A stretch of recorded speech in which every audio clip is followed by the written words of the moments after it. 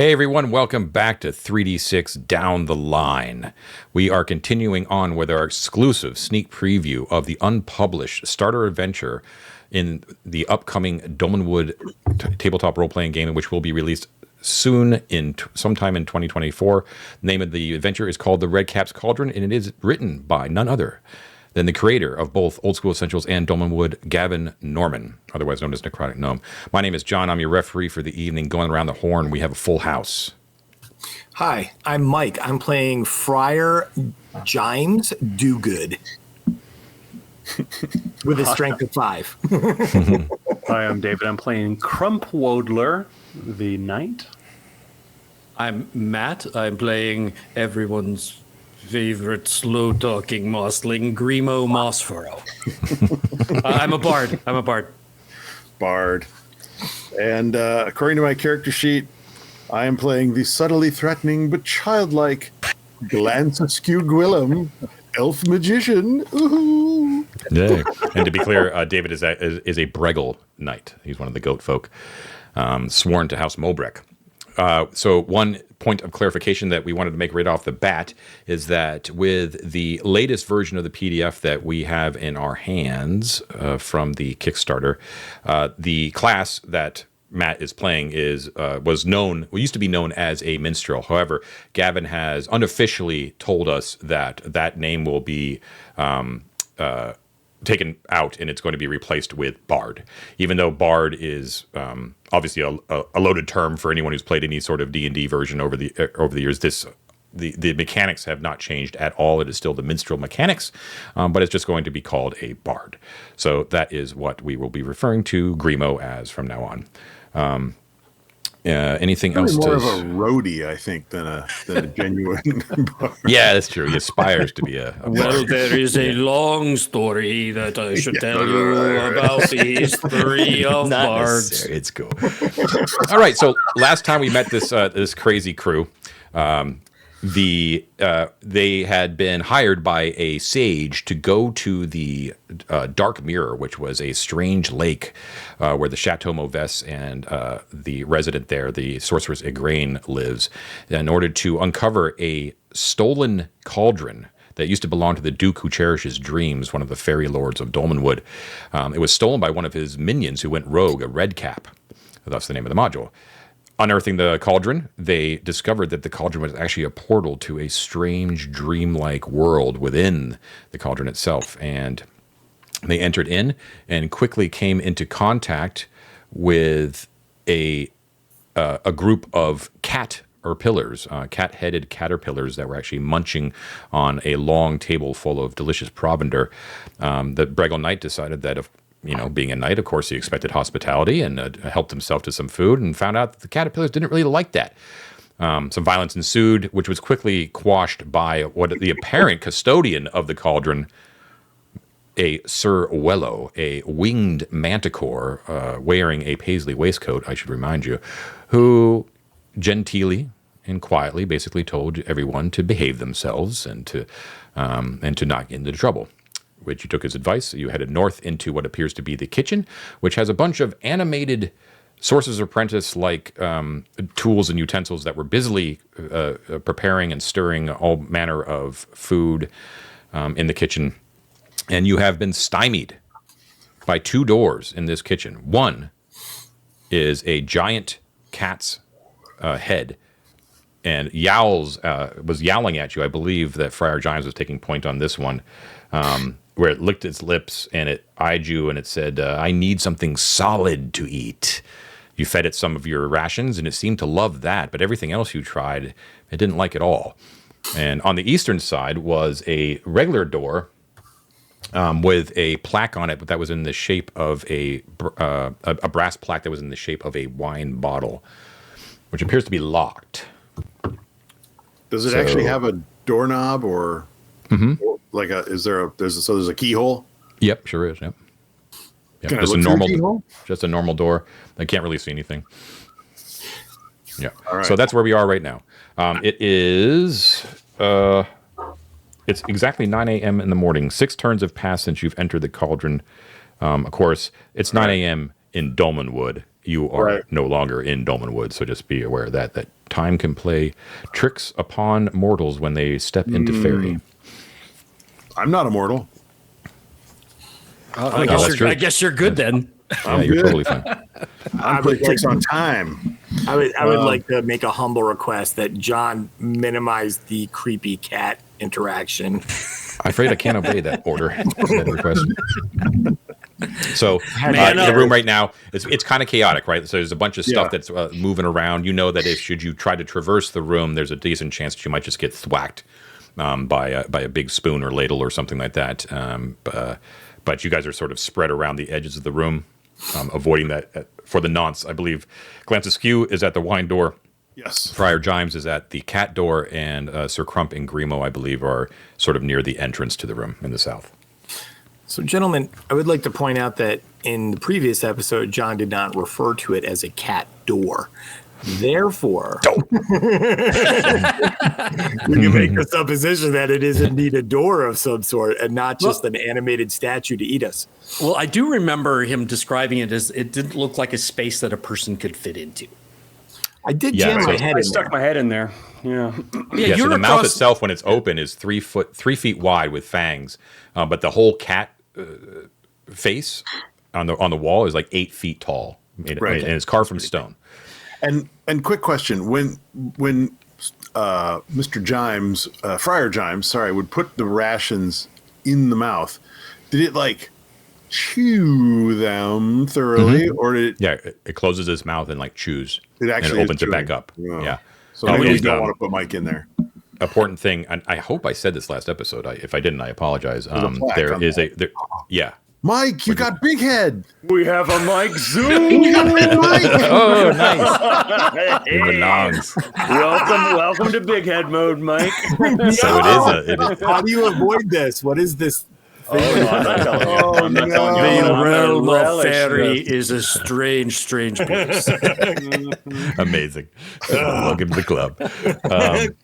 There was plaque, that's correct, Ted. Yeah, there's a brass plaque on the forehead of the cat that is shaped like a cauldron.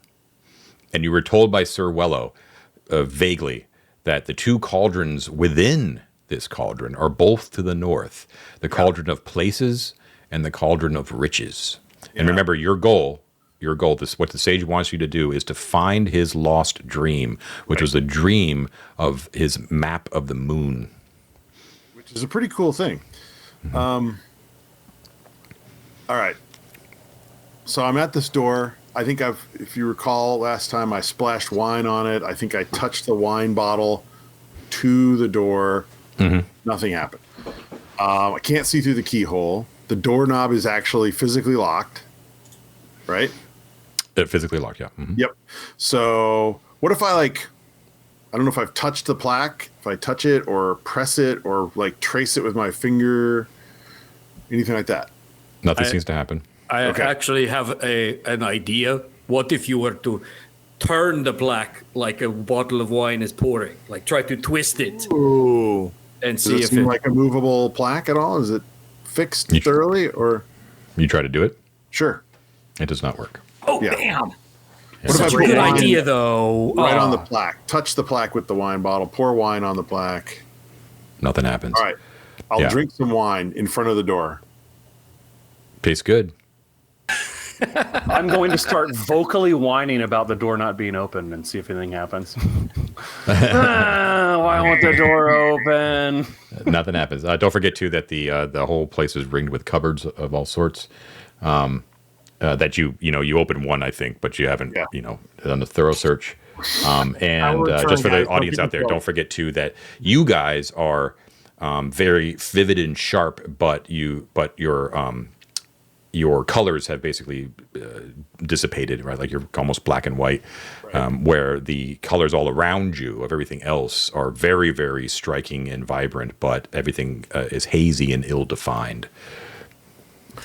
John, I have a question. Is there like an imperceivable number of these things flying around, or does it seem like a concrete, finite number of these utensils that are flying around dangerously? It's concrete. Like you can track them. Okay.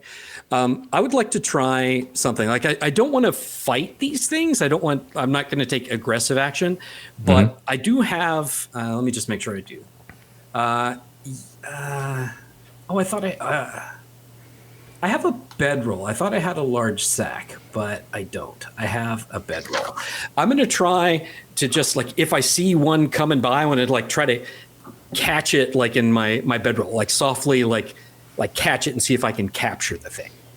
Okay. Like just like stick the bedroll out there, see if I can like detain it. Gotcha. So so we'll call it a ladle. The ladle appears to be aware that you're trying to get it, and it attempts to avoid you catching it. So I'm going to actually need you to make me attack roll. Oh, okay. I can do that. AC is 13. Would that be a melee attack, I guess? Unless you're tossing the bedroll. No. But if you want to keep it in your hands. Well, I actually would be better at tossing it, so I will make a toss with my bedroll. Sure. So at short range, you do get a +1. Okay. AC 13. And I have a +1 from my dexterity, so let's just see how that goes. Well, that's a 6. So that's 6. not Yeah. Not going to do it. So it just whips through the way, and it kind of stops in the air and quivers a little bit. Right? It's sort of sloshing whatever soup it had out, and then it sort of runs at you and tries to thwack you. It didn't like what you tried to do. I gave it a soft mattress. What's your AC? My AC is 14. Ow! Oh, ouch. Ouch. It deals one damage to you as it thwacks you. Ouch! That's This right. is New what plan. I was hoping to avoid. How about if I knock on the door, John? Hello. nothing happens. Yeah, Is there a it's all right. sign on it that says pull? No. Damn it. Apologies if my memory doesn't serve. Obviously, this is a kitchen and there's cookware and all sorts of things about. Right. Does it appear as though I could, I guess, pantomime, since it's not real food, it's dream food, making a dish? If I tried? Pantomime it? No, or could I try to make a dish out of dream ingredients? Is what I'm asking. Yeah, but you would run the risk of is that you would kind of be in the midst of the kitchen of possibly being thwacked. Not out of malice, but just because things are whipping around through the air really fast. Yeah, I'm just curious if these utensils just need a good job, and our preparing a dish might orient them to a purpose instead of a chaotic back and forth. Well, they're not chaotic. I should be clear. I maybe didn't describe it enough. Like it's just that the utensils are flying all around the air, so there's a decent chance. Basically, what they're trying to simulate here is that there's chaos in the room, very difficult to avoid. But there is, but the utensils are doing something purposefully. They are making food. Okay. They're making dishes. Yeah. Okay. Like dishes are actually like starting to come together, right? Mm-hmm. Tongs are preparing things on plates and all that sort of stuff. Yeah. David, can you reach into that cat's mouth and see if you can pull out one of the things that we put in? I would love to. I'm going to reach in and see if I pull anything out. Were you already at the cat door? I was. He was over there with Fire Giants. Giants. Yes. So you reach in, and the cat's mouth is wide, and it sort of like coughs in a hairball like manner, like and it's like I need something solid to eat. Maybe it wants the food that the utensils are cooking. Is there like a pot of sausages that's ready or something? Yes, but that pot of sausages or whatever is It's going to be all very, dreamy. it's very, very bright, but very, very hazy and indistinct. So not everything else. really solid. But those rations sure were solid, and those were good. We've given it 4 so far. Do you want to give it more? No. What if we give it something that we wouldn't conventionally consider food, but is solid? I think it didn't like something else we tried. Didn't we stick something else in there? And it was like crowbar. I didn't like the crowbar. No, that's I didn't because try we to get it jammed to its eat the mouth. crowbar. I just jammed it up. Yeah. Oh, well, okay. Feed it a crowbar. Sorry, my voice is a little hoarse. I don't know if I want to lose my crowbar is the thing. Do we have I got anything one. less useful? Oh, okay. Yeah, toss it in there and see what happens. The crowbar? Yeah. Okay, so it closes its mouth and it just goes, poof, and it throws the crowbar back out. So it likes food. Food. Why don't you? right. What you give it some more rations if we have them? Why not? We can. right. Outside is right over there. We can get more. I made it back just in time for creepy cat guy. Yep. I throw my rations over to Crump. Is that your name, right? Crump? Yes, Sir Crump? it is Sir Crump. Ooh, Sir Crump, have some sandwiches. I guess I'll throw more sandwiches into the disposal here. I Is that subtly threatening? I don't To think what it end, was. I don't know, but you know. How many rations do you throw in? I throw All all of of them. my rations. I have 2 rations that I've given to Sir Crump. Okay. So that'll be 6 total that we fed it. So good. Please more of your solid food. Find me more solid food. Okay. The Guys, body of the let's- caterpillar is the body of the caterpillar still there? Oh, they were eating it. Yeah, in the other room. Yeah.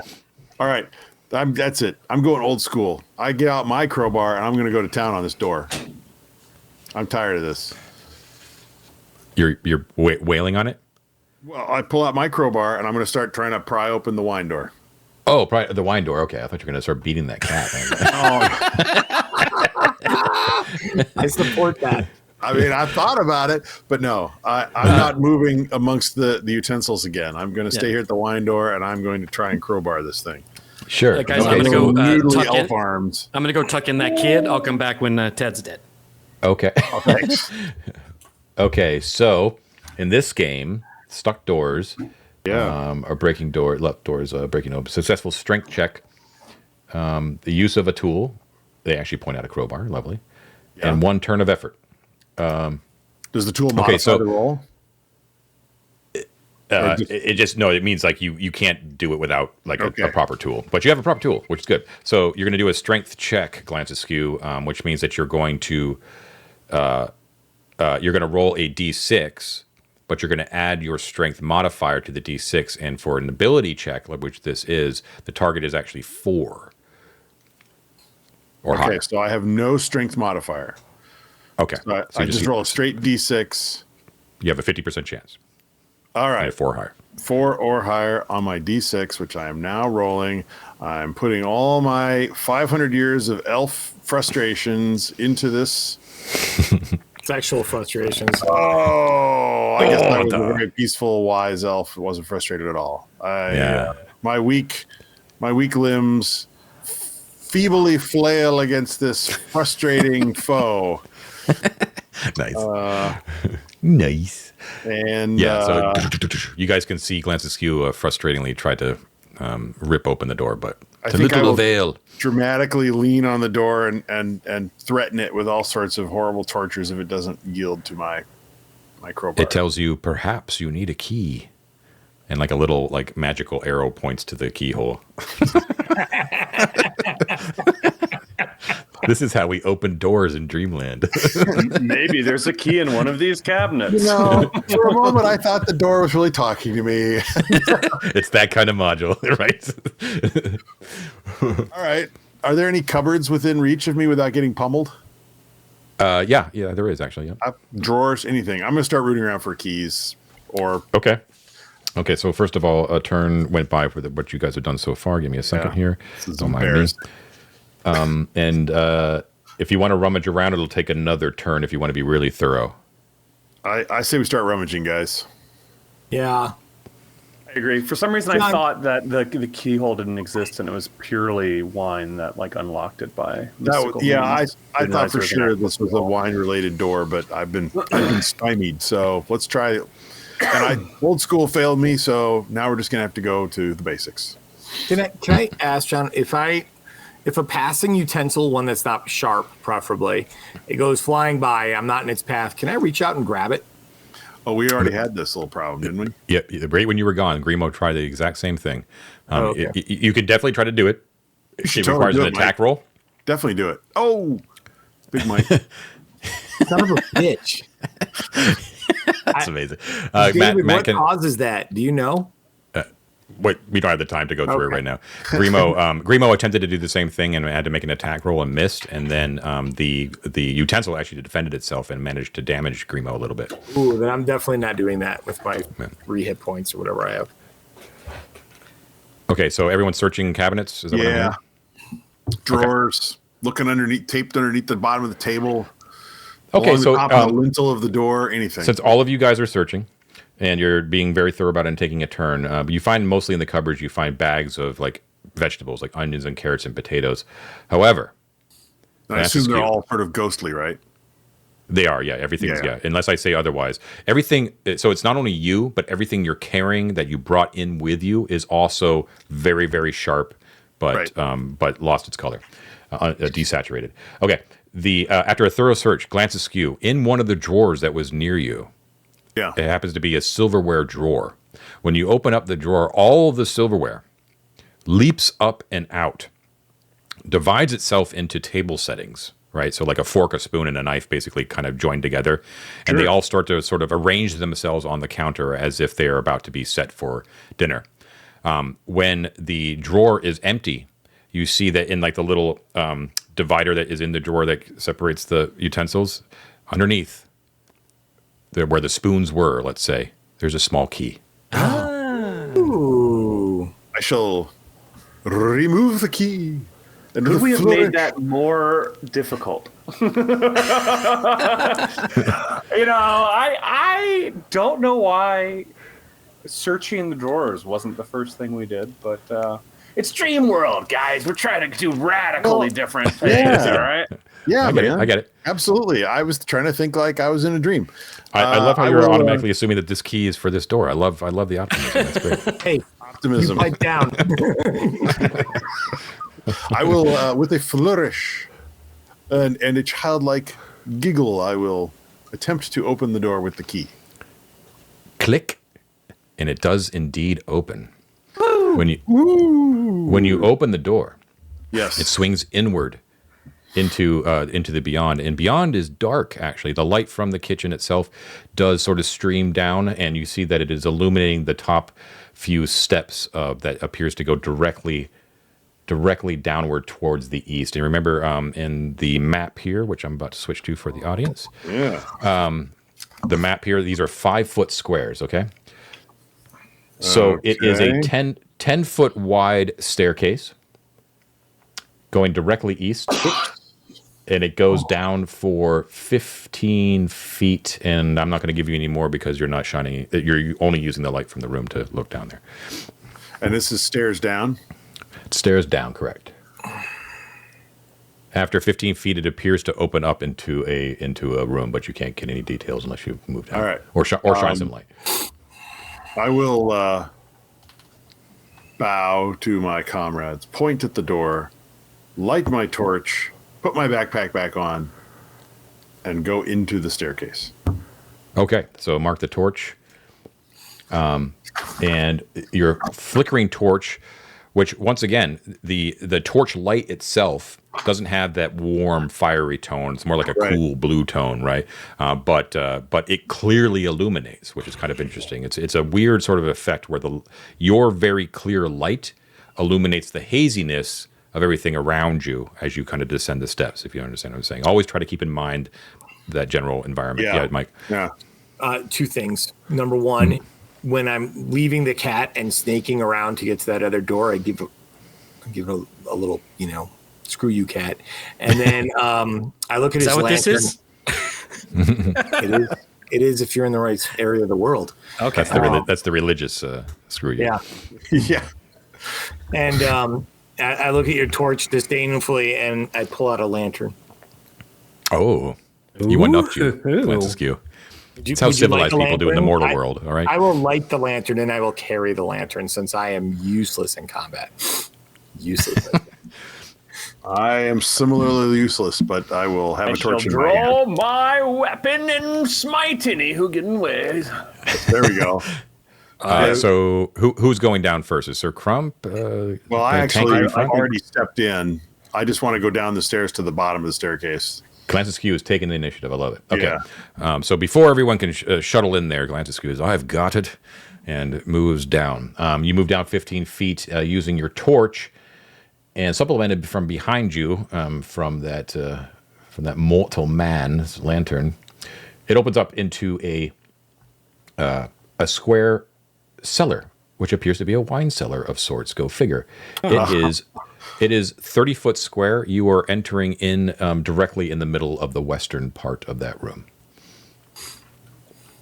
30-foot square. Yep. So you got six squares to it. 6 squares to a side. All right. So if the wine cellar was marked by a door with a bottle of wine on it, that implies that the other one is full of cats. Yeah, that's where you store the cats. Yeah. I just realized, I'm so sorry. I should have mentioned this before you started drawing all this stuff. The kitchen door is actually 5 feet north. So everything beyond the door is actually supposed to be one thing up. If it matters to you, it's up to you. Well, for those watching from home, this is what happens when you map. Yes, for real. Like if I were actually mapping things out on a piece of scratch paper while trying to hold a torch with one hand and a key with the other, this is what you get. So we're not changing anything. That's fine. That's totally cool. Yeah. Just be aware if you map further. Okay. So it's 30 foot. So your torchlight illuminates. There's a tiled floor here of gray slate. The ceiling is rather low. It's only about 7 feet high, and with you're probably taller than everyone else, glance askew, so you're kind of brushing the top of that. The ceiling itself is arched, and there are wine racks that line all of the walls. Okay, there are labels on the racks that are numbered clockwise, and let's see, and there are bottles of wine everywhere. They're dusty, really dusty, and there's a whole bunch. There's red, white, violet sort of flavored wines, and they're all what do you call it? Horizontal in the racks, right? So you can't actually see the labels of any of them. You're just seeing sort of the ends of them. Now, interesting is that the rack labels themselves, which are all numbered, right? Are the labels are made of brass, okay, and they're all numbered sequentially, going clockwise. However, in the middle of the northern wall, one of the rack numbers is actually made out of steel rather than brass. So it's like, yellow, yellow, yellow, and then like gray. John, do any of them look more defined than others? These labels, or I guess if either the labels or any of the bottles themselves. No, they all appear to be dreamlike. Everything appears to be dreamlike. Well, I will wait at the bottom of the stairs till everyone's here, and then we can push Crump out first. That makes sense. Crump will barge into the room as if peril already awaits, and sort of trip on the last step, catch himself, and act like it was intentional. That's giving rise to the Dolmenwood phrase, a breggle in a wine shop. Hey. All right. Actually, so you're surrounded by wine. You would anticipate, Sir Crump, that there's probably around like 300 bottles of wine in here. A lot. I should taste the supply just to be sure. Of course. Yeah, I think that's... So I'm going to go to what in my keen appraisal with an intellect of, I think, 6. That's my charisma. Sorry. Oh no, also my intellect. Wow, I am. You wondered why I hit that caterpillar. I'm going to look at what looks like the fanciest bottle I can see. So wait, before you go in, my friend, I am worried for your safety. I have a way to check this room that is perfectly safe for everyone. And he reaches into his bag and he takes out a snail. This is my snail. His name is Infinite Snail. And he will check the room for us. Does it have like a Nautilus shell? Or? No, he's a snail. It's an actual snail, man. And I put him on the ground and I say, okay, your job is to check this whole place. Go. Everyone stand back. As the snail's just like, We're all just waiting, watching. Yeah. Oh yeah. Go, buddy, go. He's got this. He knows what he's a professional. this is your trinket, right? Does it have Yeah. any sort of special weirdness? No. No. Okay. The only thing is that if he dies, I get a new one. Oh, okay. That's why his name is Infinisnail. Infinisale, yeah, cool. All right, so Sir Crump, you accidentally step on it and crush its shell, but but a new one appears in Grimo's hand. No, I'm just kidding. I assumed Infinisnail referred to his speed. Oh dear. Oh wow. It's like the snail from a Neverending Story. Okay, Sir Crump, you are trying to find a rare bottle of wine. Is that what I'm hearing? As far as I could discern, yeah. Okay, so looking at the bottles and kind of observing them, you haven't touched any of them, but kind of looking at them, you can see that on most of the labels it says Hypnagogia Vintage. Right, and you've never heard of it, you don't know, but they're all sealed. It will take you a turn to probably locate one of the special bottles. Or you could just open one of if you want to taste the house wine of Hypnagogia Vintage, feel free. Might I make a third suggestion? Go a third way. Could I spend a turn searching for a nice bottle while supping from a regular bottle along the way? Sure. Just yoink. Yeah, I'm just sort of drinking and like looking around and drinking. Yeah. Okay. So you open up the Hypnagogia Vintage. It's okay, right? Much like the other food that you tasted, like the food back in the dining hall, you can tell when it's going down that it is not providing you any sort of sustenance. However, it does probably affect you in a little bit of manner. This gives me a good excuse to check out the optional drinking rules. Woohoo!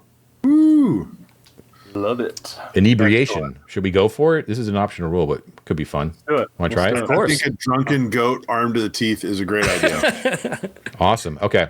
So this is inebriation. And yeah, for each measure of alcoholic drink consumed, make a constitution check. Failure indicates that the character has reached the next level of inebriation. So right now you're at level 1, which is sober, no effects. So make a con check. So your target number is 4.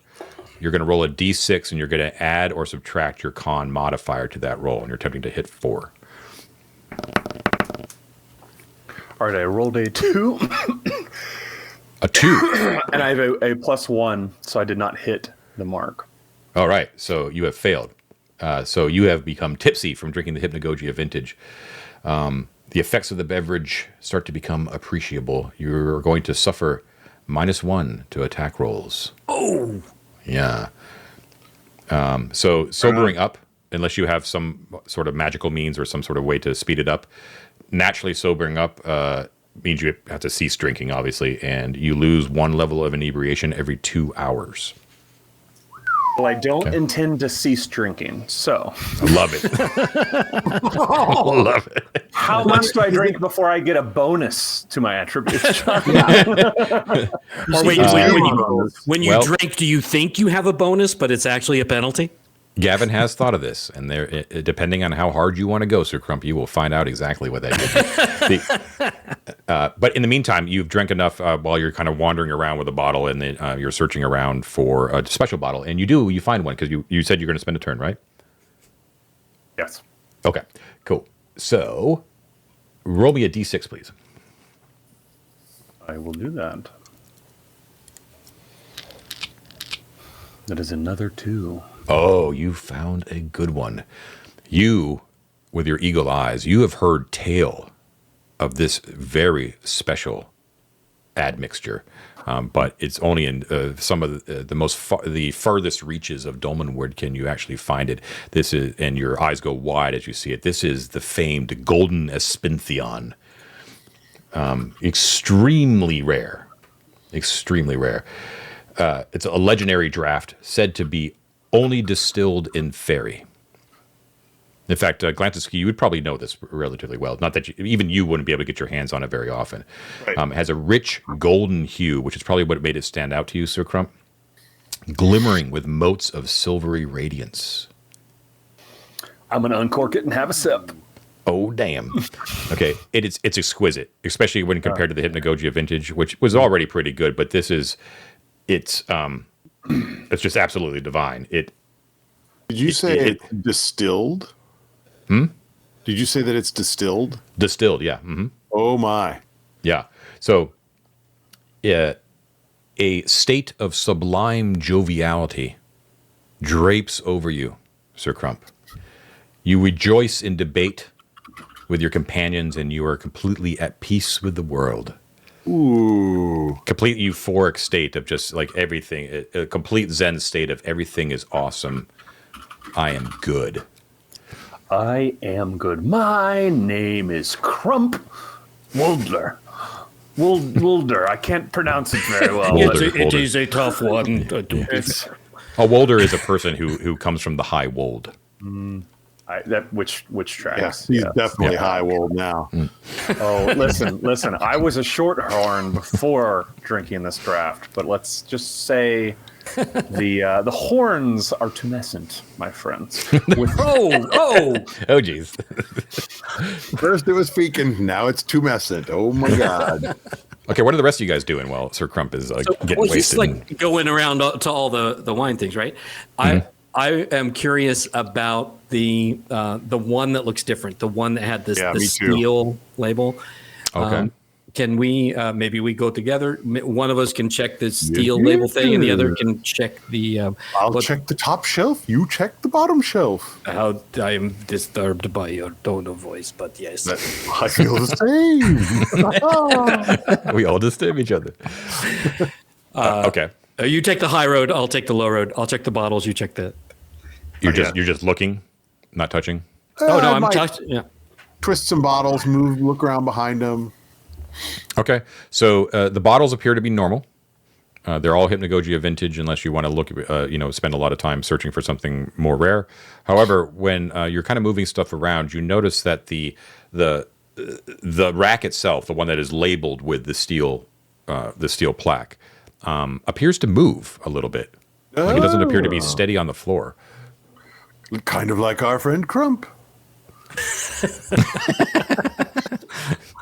Why don't we give it a little bit of a push or a pull? And yes, like when you say it moves, it's like it's not stable, or if we were to pull on it, it would swing away from the wall, sort of thing. Or more like the latter. You have a feeling. Yeah. Let's give it a pull.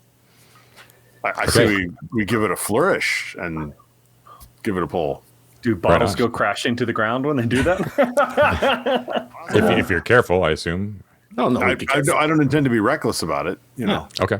Yeah. So the bottles are real, so you do have to kind of be careful. But you swing it wide, and the wine rack actually does hinge open. It comes into the room, revealing a secret door behind it, leading northwards into darkness.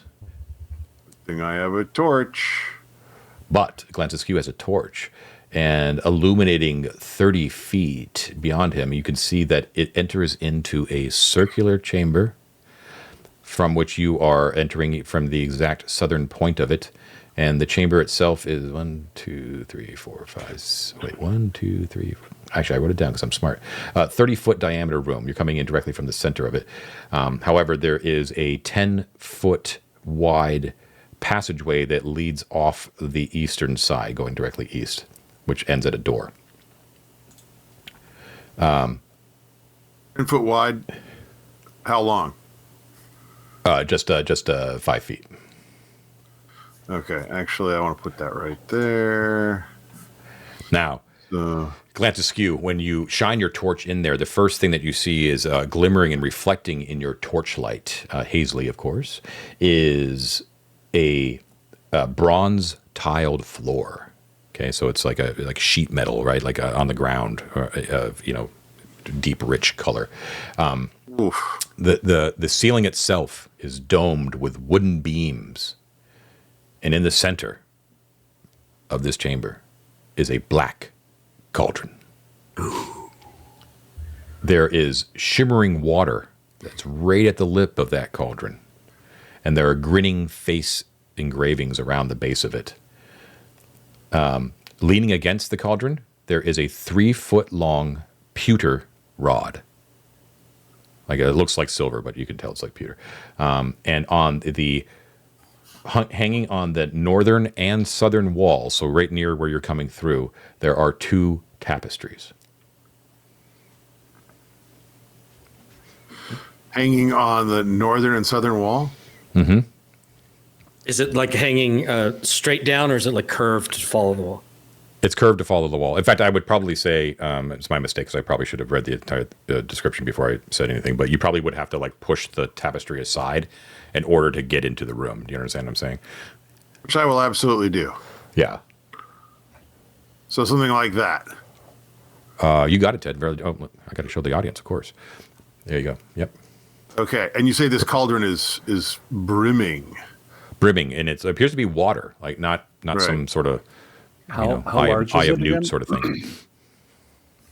So, like, if a cauldron full of dreams that's all water, you probably wet the bed if you dream like this or something. Just I don't know. put your hand in there. Don't put your hand in there. Exactly. Okay. So he said, Ser Wellow told you there were 2, right? The Cauldron of Yeah. Riches and the Cauldron of Places. Well, Can we see the what's on the tapestry opposite us when we come in? What did I say? 30 feet. So yeah, your torchlight would actually illuminate it at the very edge. In the flickering torchlight, you can see that the northern tapestry actually, I think I might have a picture that I can actually put up here for you guys. Ooh. It depicts a smirking, ochre-skinned courtier with ant-like antennae. And that courtier is stirring a cauldron with 2 rods. One that's copper, the other is pewter. Oh, we need the other rod. Now, the courtier who is doing this with these ant-like antenna looks like, let me see if I can do this. Let's make it please work. It's so tiny. This. Oh, cool. how would we even know that's a courtier? Like, The way Simply obvious, my friend. no, it's way he's dressed. Glance askew. I can't remember what your appearance is like, but you would know from like the fairy courts. It's very like Jonathan Strange and Mr. Norrell, where your courtier, your elf courtiers, and your any sort of fairy courtier generally tends to dress like Dangerous Liaisons or Amadeus, right? Like a very 18th century Versailles. Like tights and buckled shoes and waistcoats and ruffles and all that sort of stuff. right. But if you look at the face, like the ochre skin and the face with the antenna, that's what you're seeing right there. Yeah. Now, Yeah. I would say that Sir Crump, Grimo, and Friar Gimes are just like, what the heck is that thing, that creature? Glance askew. Yeah. You immediately peg it for a depiction, although probably not very accurate, but it stands to reason because it's fairy, that this is the fairy lord, very powerful, the lord of hypnagogia, known as the Duke who cherishes dreams. And this is, you are inside his cauldron. So it's the northern tapestry? That's the northern tapestry, correct? And he is the one stirring with the 2 rods. Is that correct? That's correct, yeah. He has 2, one copper and one pewter. I think we should find that copper rod, boys. It's on the southern. Boy, that is the worst handwriting.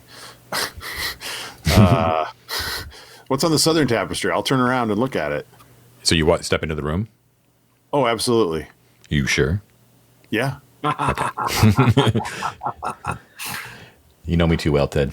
Get him, John. You step into the room, nothing happens. Turn around and shine your light that direction.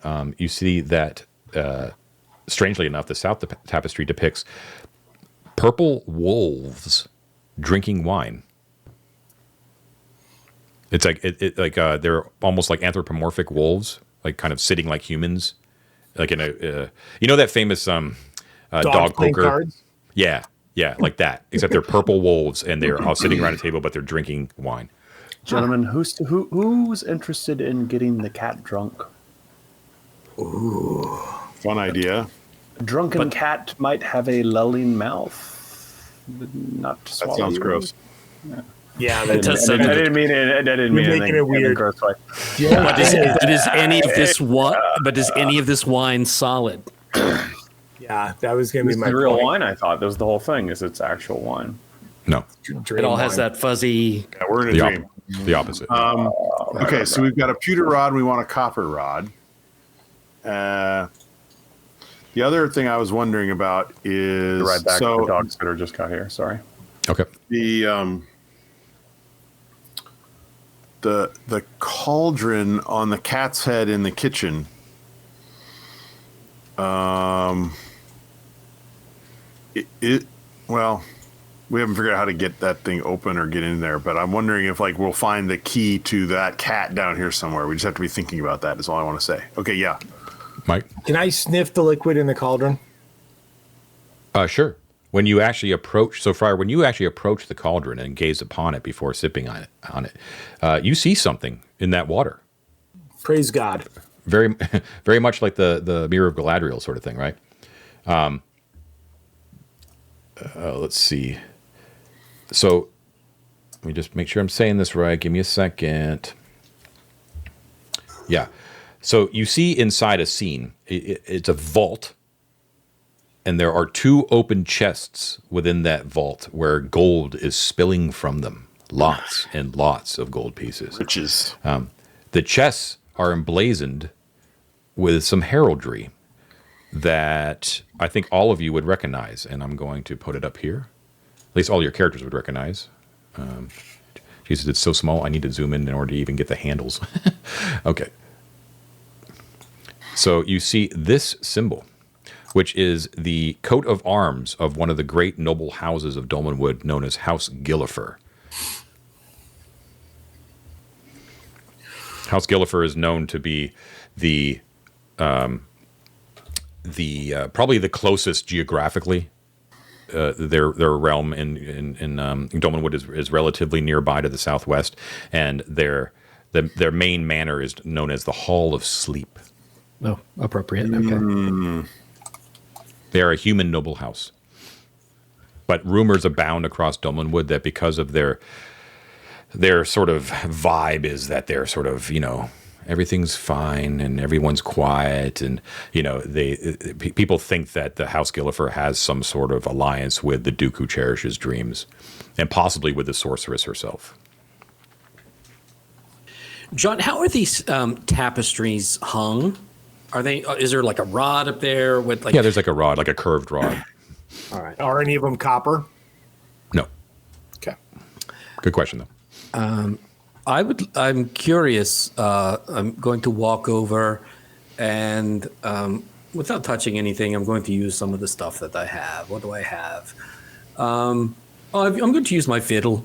Just take it, and I'm going to like move the northern tapestry aside a little bit to look behind it and see. There was a door behind this one, so maybe there's a door behind that one. There does not appear to be anything. It appears to be blank wall. That's a relief because I wrote Duke who cherishes dreams right there. John, do these tapestries look particularly valuable? They probably fetch a pretty penny if you could manage to haul them away. How very heavy. How bulky does it look? Oh, there's a good boy. I would say that they're really heavy. I would call them three slot items. Right. Okay. Well, we don't need to get it now, but on the way out, why don't I have a way to take these down without the damage? They're dreams, man. Oh, that's right. You got that cool knack. Yeah. What's your knack? Okay. Well, watch. I'll show you, and just do it. It's fun. He'll start to whistle, and I'm not going to do it because I'm a terrible whistler. But he'll whistle this little tune, and you'll see the little threads like up around the place that where it's hanging, like the little rings or whatever that's keeping it on the rod. He'll just unravel those little threads just a little bit, so blink, blink, blink, blink, blink. It would just like slowly like come off like a shower curtain. That's so cool. That's so cool. Enough for like the tapestry to actually drop, you're saying? Yeah.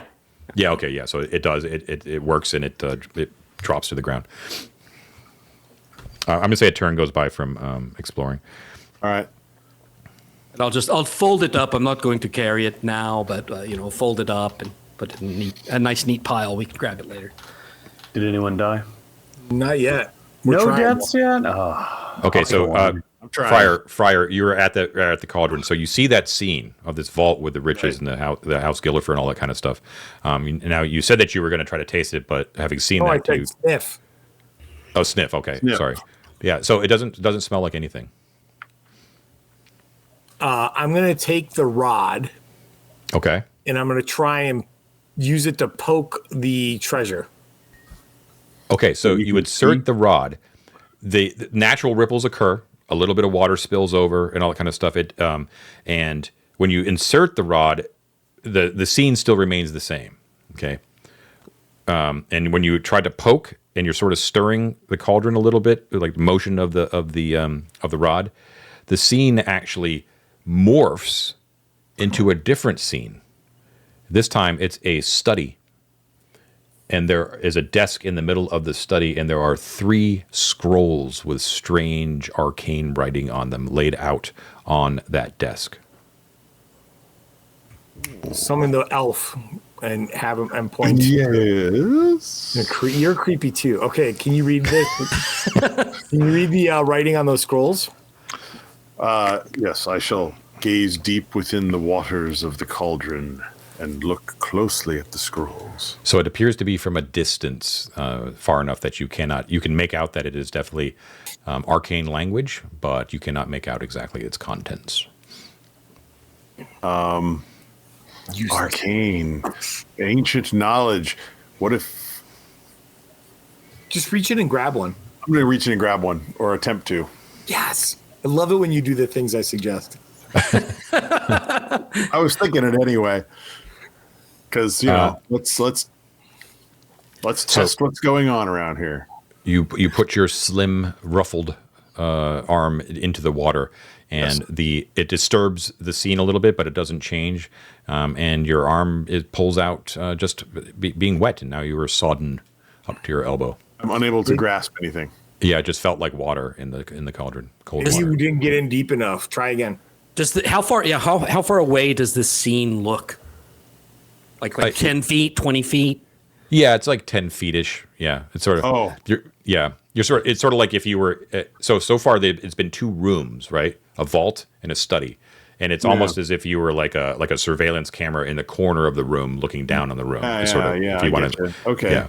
I wonder if you need one rod to make the image and the other rod to interact with it. Well, I had the same thought, but what I'm wondering here is, so without further disturbing this scene to change it, I want to,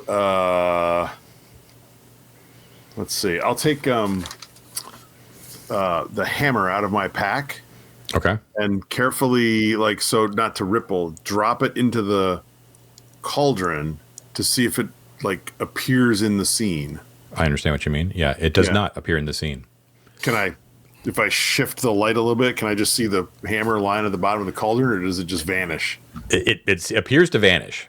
You can hear the hammer enter the water and sort of clink against the bottom of the cauldron, but you can't see it. All you're seeing is the study. Far out.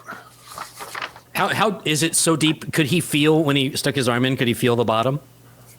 I wasn't assuming that he was reaching all the way down. So I was, but judging by the height of the cauldron, if he put it basically all the way up to his shoulder, technically he, if nothing weird happens, he should be able to reach the bottom. Yeah. Word of advice: use your non-dominant arm when you do this. Speaking from experience. I need a withered hand on a stick. I'm just gonna be reach in up to the shoulder to try and get the hammer. You can. You feel it. You pull it out, and just after totally I crossed it off. Yep. Okay. I never thought I'd see it again. Oh, I missed you so much. It's been 5 seconds. Never leave me again. I can't wait to smash a snail with you. That's mean. That's just mean. John, while he's getting his robes wet, what's up with that hallway and door to the east?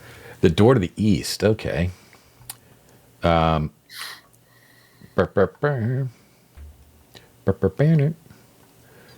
Let's see. So it appears to just be a normal door. Sure, it's inside of a cauldron. Anything on it? Any label? No. No labels. No. All right. I'll give it a listen. Can I listen at that door? I should say that okay. Let me retract. The door. It's wooden. It's arched. Okay, so it's not like a perfect rectangle. It has an arch to it. Yeah. And the whole door is painted with purple lacquer.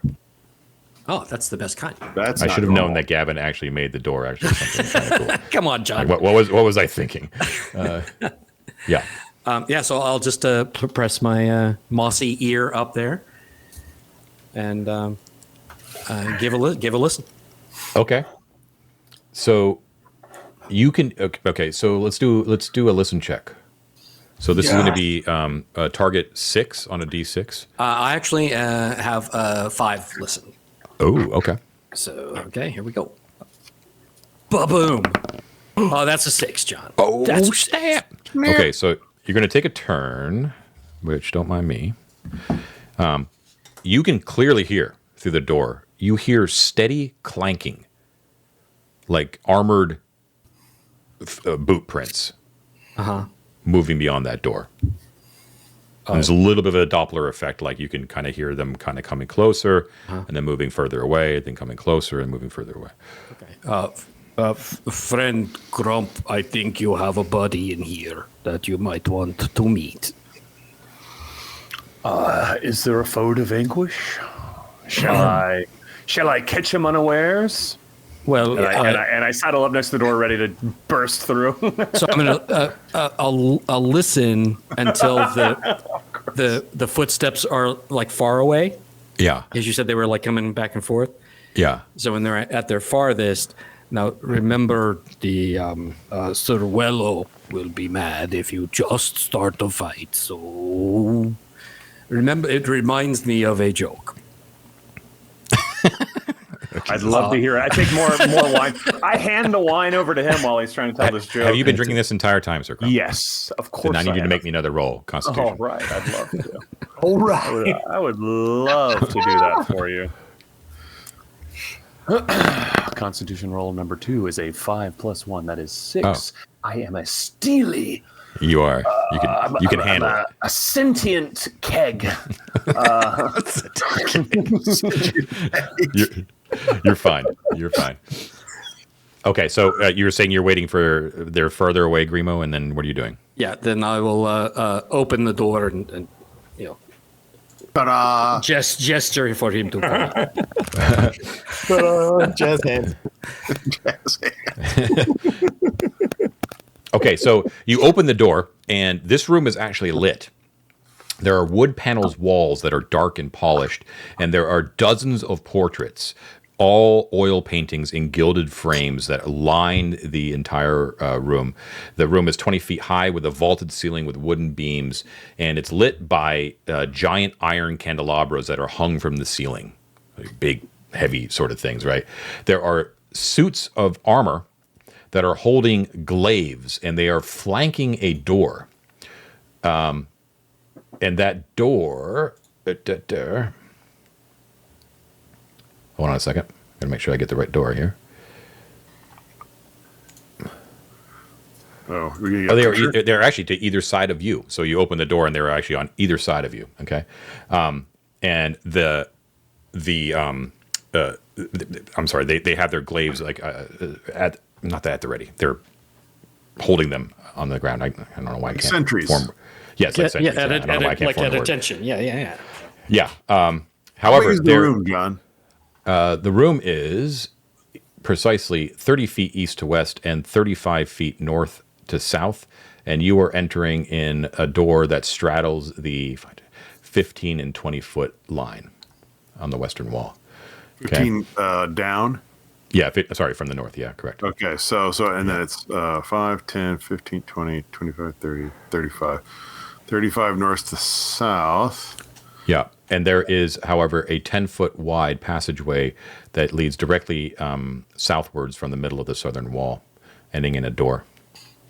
Oh, say that again? There's a 10-foot wide passageway leading from the southern wall in the direct center of the southern wall that ends in a doorway. However, the main thing here is that there is a giant suit of armor, much bigger than the ones that are flanking the door to either side of you, that is 12 feet tall. And it has a massive great helm on with the visor down. And on that visor, deeply engraved on it, near where an eye would be, is a teardrop that's been engraved on the visor itself. Like a prison teardrop. Kind of, yeah. It's it's very obvious that it's moving around the room. It has a huge greatsword that is sheathed at its side, and the only reason it looks like a normal sword compared to like its height, but it's a great sword, and it's slowly pacing the room in a mechanical manner, and it's creaking and clanking as it's moving around. The portraits all depict a smirking, ochre-skinned, robed courtier with ant-like antennae in different scenes. So in one of them, he's perched on the prow of a rainbow-hued ship. One, he's bathing in an oyster shell. One, he's posing with a blue hound. One, he's engaged in a tense game of chess with a fur-clad human noble woman with dark black hair. Golly, he gets about. John, at a glance, is the moon visible in any of these paintings? No, good question, but no. You have not stepped into the room. I'm just saying what you've actually witnessing here. Is the noblewoman familiar to me, aka my liege? It is not Lady Mulbreck. Okay. There is, let's see, I think it would be you, Sir Crump. Just because you're kind of tied into like noble machinations and the court life and all that sort of thing. Although you've never met her. Oh, you know what? I'm sorry. I'm gonna take this little moment away from you, Sir Crump, and I'm gonna give it to Glance Askew. I apologize. Glance Askew, as a member of the fairy courts, you actually recognize who the Duke is actually playing chess with, as this seems to be a strong resemblance to the sorceress Igraine herself, who is always known, whispered at least, that she trucks more with fairy than she actually does with mortal beings. Which, Friar Gimes, you've also heard these rumors as well, and you thoroughly disapprove of her actions. Heretic. Yep. You're hanging out with an elf right now. That's fine. I'll purge you later. Fairy trucker. Wow. Okay. I wasn't going to go that far, Matt. We've got a pair of armors, another armor much larger with a sword, 12 around, feet tall. Like, I can't express how giant it is. Yeah. and a ton of portraits on the wall. No other furniture. No. Nothing like that. And then a door to the south. A door to the south, yeah. And it's just it's mechanically like walking, like almost like a video game sentry path, right? But you guys have not entered the room. Okay. From the doorway, can I say, "Hail and well met, giant knight of dream"? It just Want to arm wrestle? You're such a hero. It's just. I'll step into the door and repeat myself. It whips around, and it pulls out this great sword, and it just runs right towards you. I'm gonna grab him by the scruff of the neck if I can and yank him behind me as I do the same. Okay, cool. So when you pull Friar back, Sir Crump, the huge knight stops, and it just is like looking at you. It waits for a second, and then the two statues, the two knights on either side, their glaives actually go shink, and they cross over the doorway. And then slowly, still looking at you through its visor, it takes its sword and just goes back into its scabbard. Anything inside the visor that we can see, or is it just darkness? It's just darkness, but you get a good look at that deep engraving of a tear, and then it slowly starts to take up its rounds again. So, gentlemen, I do have a protection from evil spell. Oh, one thing, one more note before you discuss things. Friar, when you caught a quick glimpse of the other side of the door when you stepped in and before you were yanked back, and on the other side of the door, there is a brass plaque that is shaped like a cauldron, and it looks exactly like the cauldron that was the brass plaque cauldron on the forehead of the cat door. Aha! Gentlemen, I feel like there is a way to bypass this without having to get jiggy with it, I might say. How saith you? I bet if we loop around, I bet there's another way through that southern door. Is that what you were thinking? I was thinking about some way to appease or bypass this guy. What do you mean loop around? Loop around to where? Like what are the doors? The lion door in the Yeah, first if we room. went through if we back there went east and then north, maybe it connects. Because we went in through a secret door into that cauldron room. So this is maybe the main entrance to the cauldron room. Right. Well, I'm down with that. We could also try. I guess. Found this cauldron. Mm-hmm. We really should be looking for the other cauldron, or and similarly the other rod, which may also be some kind of key to this. This may have occurred while I was getting the dog, and is a wild thing to ask. But did anyone try to move the cauldron? No. Yeah, John, if we back up and look at it, it's a good idea. I'm just curious because you mentioned the faces. Do the faces around the cauldron match the faces around the cauldron that we were entered into outside? Because remember that one. It does, yeah. Okay. Well, I shouldn't say that it's like an exact, like each face is exactly like a duplicate, but it's the reminiscent. style and everything is very, very similar. Yes. Yeah. The other thing I'm curious about is. When we first came in, the tapestry in that first room also had like this crying imagery. It was like the moon crying on. I'll have to look at it again, but so this is the second time we've seen like significant like tear symbols. Let me see here. So there's a tapestry that was hung from the ceiling in the center of the room. In the entrance hall, depicts the man in the moon weeping teardrops onto an open eye. And the other side of the tapestry depicts him weeping teardrops onto a closed eye. Can we take a break while we think about it? Yeah, absolutely. Good point. We should definitely take a break. We will be right back, folks. Okay, we're back. Bladder's empty, beer's full. What do we do? Well, Crump had a good idea of like seeing if the cauldron would move or twist or anything. Why don't we? Yeah. Okay. So you're going to pull back into the cauldron room. Yeah. Yeah. Mm-hmm. All right. And Crump, you're going to try to move it.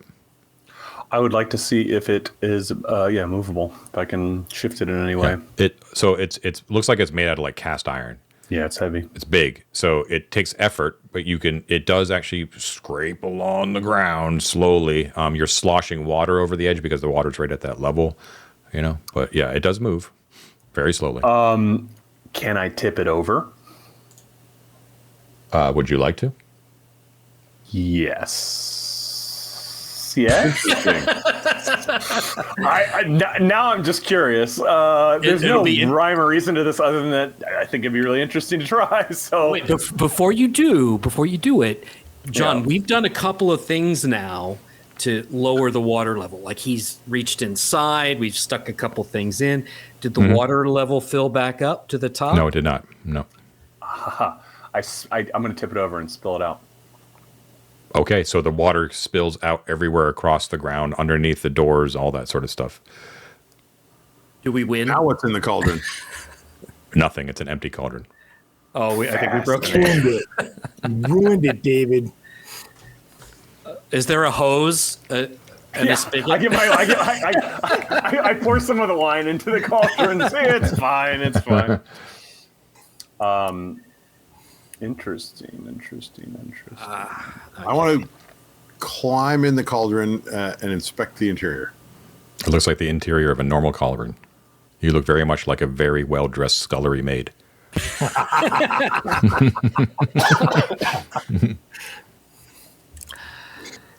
All right.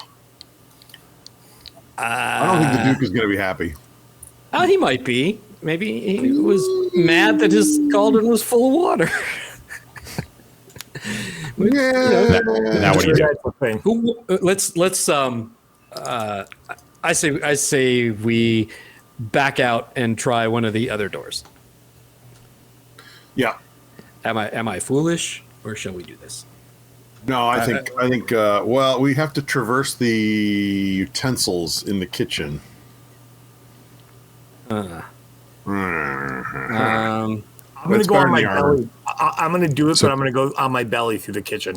I already tried You that. hear? You're We're on the Okay. edges of the room. Why? What happened to you? I got hit. Oh, I think So if we're going you- to head back, we should try the drunk cat thesis. Yeah, good idea. Grab a couple bottles of Can fairy we, wine. like, Why not? grab, an armful of cheap wine and just see if it'll do anything to this cap. All right, so you guys are about to head back through the southern door back into the wine cellar. Beyond the eastern door, you hear the clanking of the 12-foot tall guardian thing stop. And you hear a familiar voice beyond the door say, I sensed a disturbance. Is something happening? Ooh, we better get out of here. Hide behind the tapestry on the south. Move your glaives aside. oh! Hustle, John! As Yeah, quick I'm as getting we out of here. can, back into the kitchen room. Knipe. Okay. As you hustle back up the stairs into the kitchen room, you can hear behind you, you hear, what is this? Who has defaced the cauldron of places? It must be that group that was wandering about. I shall find them. I shall find them and I shall rend them piece for piece for daring to blaspheme against the Duke who cherishes dreams. How could they destroy such a wonder? Where are you, my friends? I shall find you and destroy you. I get my mace out. I say out loud, a lord who steals the dreams of others deserves none himself. Oh no! You have no honor. No! You hear an explosion of breaking glass coming from the wine cellar below as you hear wood break and hundreds of bottles of wine simultaneously break. And once again, you're in the kitchen, so the utensils are all flying around and everything like that, and you hear something massive and clawed coming up the steps. While this is happening, can I fully chug the remainder of that really rare vintage wine? That's all you've got at this point. Sure. If you're Guys, drinking it our very only hope fast now and is rapidly, I'm gonna polish it make a con check with a -2 penalty. Our only hope, guys, is to make sure that he doesn't see us with David, who's stinking drunk. Oh, and I hope that failed he that thought one. David was rogue. Okay, I'm moving you straight up past drunk and into groggy. Love it. Okay, so this is it. You're you're gonna roll me a d4. D4 auto death. Let's see. Okay. That's a 1. A 1. Okay, so you're gonna gain 1 hit point. Yeah, That is temporary, and it can good. even go beyond what you normally have. So you gain an extra hit point. However, you also you're gonna suffer. Jesus. Okay, so you're now at a total of -4 to attack rolls, and you are -3 to saving throws. Nice. Okay. If you get any more drunk, sorry. if you get any more drunk, I'm just telling you, you will pass out. Okay, that's good to know. A key feature of you describing my getting drunk was that I found sublime joy out of debate with others, and I'm going to challenge this man to a duel of wits as he runs up the stairs. A duel of wits. Okay. What are the rest of you guys doing? Well, Sir Crump holds his ground. We're gonna try and I know I am going to try and bail completely out of the kitchen back to the caterpillar room. This Okay. might be a good opportunity for y'all to use the distraction for sure. For sure. Okay. So I'm on that train as well. Yeah. Okay, so let's sorry, see. All of you guys Crump. have a chance. What, sorry, go ahead. Sorry, Crump. Knipe. Off I go. Okay, so everyone's backing out through the southern door in the kitchen. Is that correct? Correct. Yeah. Okay, so hold on. One. Glance askew. Okay, so glance askew, you're the only one who has a chance of being idly thwacked. So let's see if you Why get idly me? thwacked. What did I do to you? Oh, I rolled a nat 20, so you get thwacked. You're going to take 1 point of damage, glance askew. I'm half dead with ladlery.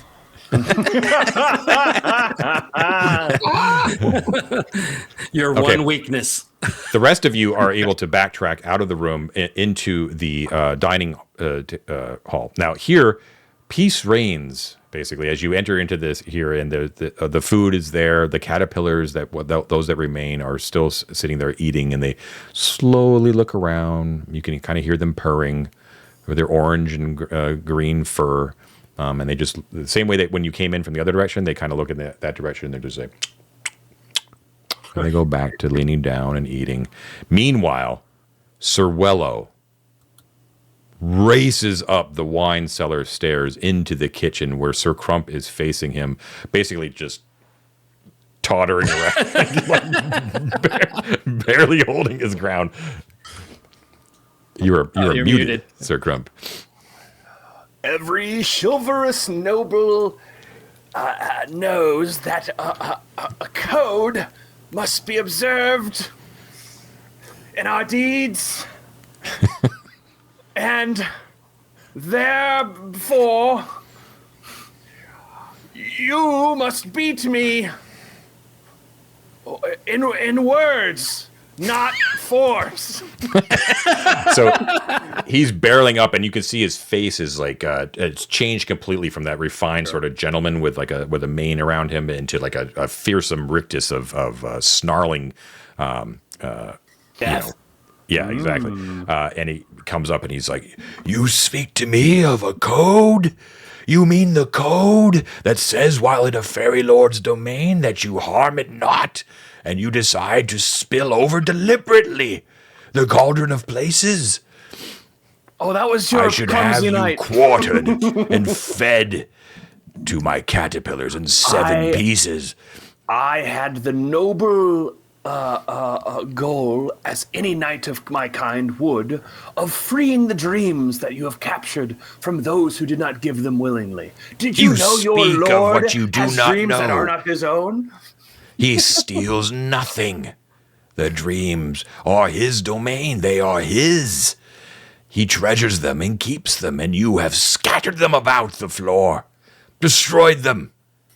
The riches that could have been yours. And you, sir, are no knight. You are a drunk. He goes, I mean, fair point. Very true. I shall slap you into sobriety. I love it. And one raised claw comes high above its head, ready to come down on you. All right. Whoop, whoop, whoop, whoop, whoop. I think this calls for initiative, I believe. You are David in has melee with it. certainly shown So great initiative in this scenario. would you care to declare a full retreat? No, I don't retreat. And you do that if you're drunk. You are. I would never retreat. Let's remind ourselves of the code of chivalry: honor in all deeds, death before dishonor. Seek glory in battle, especially single combat. Well, This is the now's your chance. founding principle of my being. Okay, I rolled a 4. All right, let me roll instead of chit chatting. Go ahead, I Matt. suspect your death may come after your dishonor. Maybe Good roll win. a 5. He's already winning. Oh, nice. Okay. All right, I'm going to thwack upon one of his legs mightily. Okay. Is my plan. I was a manticore before I And- took a base to the knee.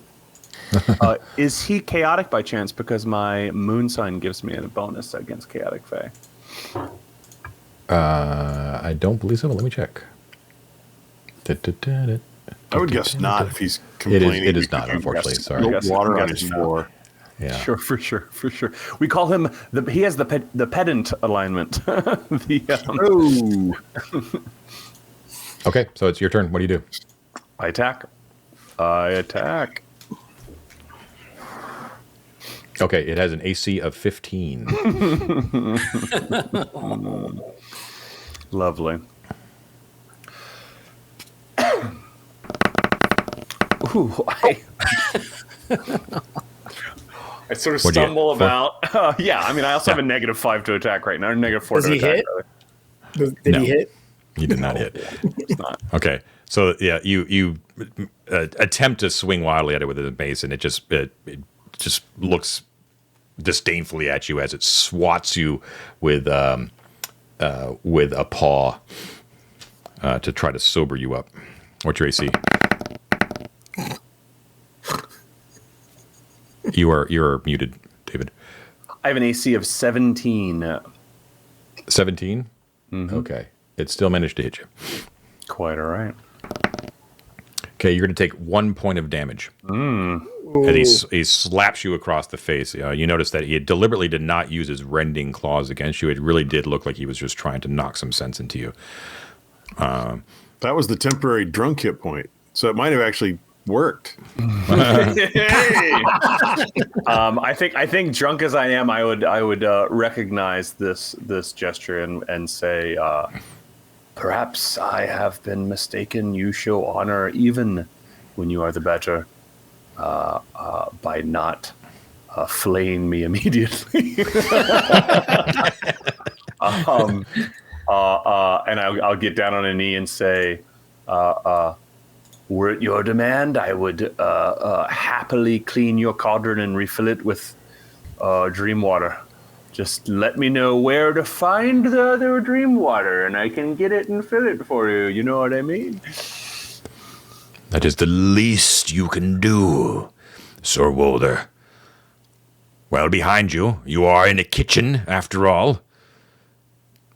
You are no better than a scullery maid, so grab a ewer, I love it. fill it up, right the cauldron, and make it right. You have exactly, if we were playing a game, I give you exactly 2 turns to get this done before I get extremely angry.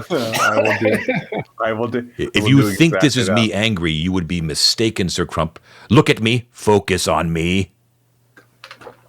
I try my best because I'm cross-eyed at this point. Yeah, how many manticores does he see?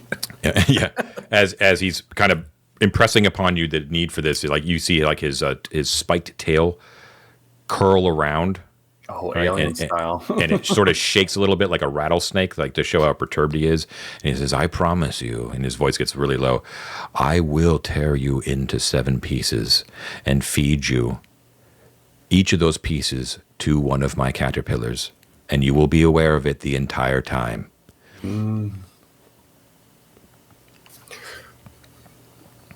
Creative.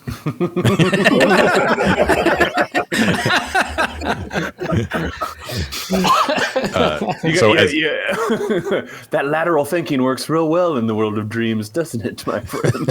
It really does. Perks of the job. Glance askew at this point, having been listening at the door, would poke his head around the corner and say, begging your pardon, sir, but may we be permitted to help him? He glares over at you and he says, you're back at Sir Crump, and he's like, you are lucky to have such honorable friends. He does get terribly frisky when drunk. He kind of weighs a paw. He kind of puts like one paw on Sir Crump, just kind of like holding him there. You're not technically like mechanically grappled or anything, but he has like one paw on you, and he gestures with the other ones. He's like, you come back in, bring your friends. All right. As he's doing this, I'm going to kind of lean in a little bit and say, bashfully, You wouldn't be happening to be looking for a squire, would you? He looks at you and like, his eyes I feel widen. like we understand each other. His eyes widen in disbelief, and then he slowly smiles and he's like, I have rarely seen such a pair on a mortal being. I must commend you, Sir Walder, for you are either the bravest or the stupidest man that I have yet to encounter. Both. Why not both? He says, I appeal to the rest of you to take care of this man, and perhaps the very first thing you should do with the water is to sober him up. And the very next thing you do is to make it right what you have very much wronged me here. I feel that I have been most forgiving of this particular mortal's actions to this point. I shall no longer be so forgiving. You know what a situation like this usually calls for. A long joke. It is it. I say my reputation precedes me.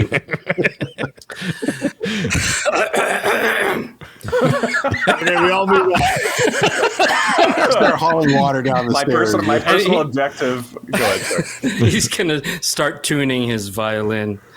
And he's like, that's right. You're a musician. You must come visit me down below. Maybe he I can have such play you a wondrous concert instruments. Yeah, while we fill the cauldron. Yeah, where I will do That person is not invited to our private concert. this. Yeah, he's every group has one like this.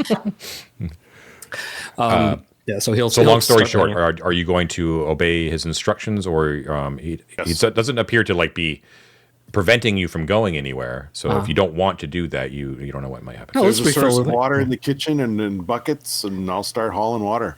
And while The I'll, fireman's carry. yeah, while I'm playing, I will ask him. I won't do it because it will take forever. But he will ask him, I would love to come down and play for you. We tried to go through the door with the knight that you seem to come through, but it's very dangerous. He tried to kill us.